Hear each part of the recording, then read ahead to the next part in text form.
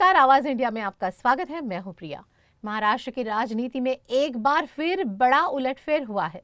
विधानसभा चुनाव के बाद विपक्षी गठबंधन महाविकास आघाड़ी की मुश्किलें लगातार बढ़ती जा रही हैं। अब शरद पवार के नेतृत्व वाली एनसीपी गुट को जलगांव से बड़ा झटका लगा है।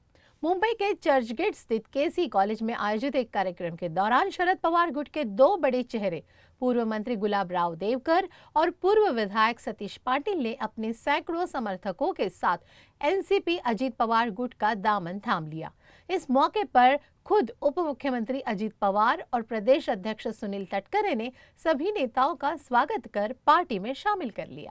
अजीत पवार ने मंच से साफ कहा कि नए नेताओं को पूरा सम्मान मिलेगा और जलगांव में संगठन अब और मजबूत होगा। आता ते काही फार अवघड राहिले अशातला भाग नाही, पण त्याच्या याद्या पण शिवाजीराव त्यांचे व्यवस्थित पूर्ण नाव, त्यांचे पूर्णपणे मोबाईल नंबर, त्यांचे ॲड्रेस व्यवस्थितपणे ह्या सगळ्या गोष्टी त्या ठिकाणी असल्या पाहिजेत एवढी मात्र माझी विनंती आहे। त्याही संभाजी ब्रिगेडच्या असंख्य कार्यकर्त्यांचं मी मनापासून या निमित्ताने स्वागत करतो।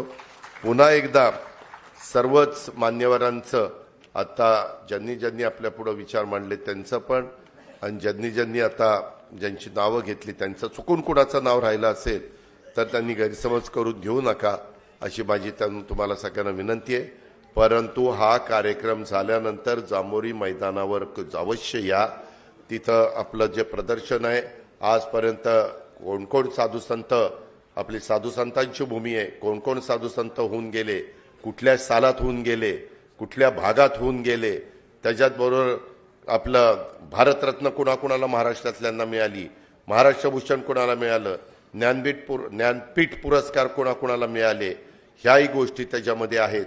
त्याचबरोबर संयुक्त महाराष्ट्राचा मंगल कलश आणला, त्या लढ्यामध्ये कुणी भाग घेतलेला होता, त्याच्यामध्ये त्या काळातल्यांचं योगदान काय आहे ह्याही गोष्टी आहेत।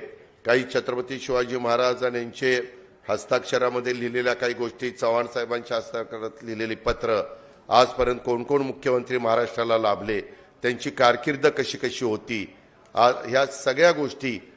इस राजनीतिक बदलाव से एक और अजीत पवार की ताकत बढ़ी है तो दूसरी ओर पहले से ही कमजोर हो चुके शरद पवार गुट को एक और बड़ा झटका लगा है। अब देखना यह है कि आगामी समय में महाविकास आघाड़ी इस सियासी टूट को किस तरह संभालती है।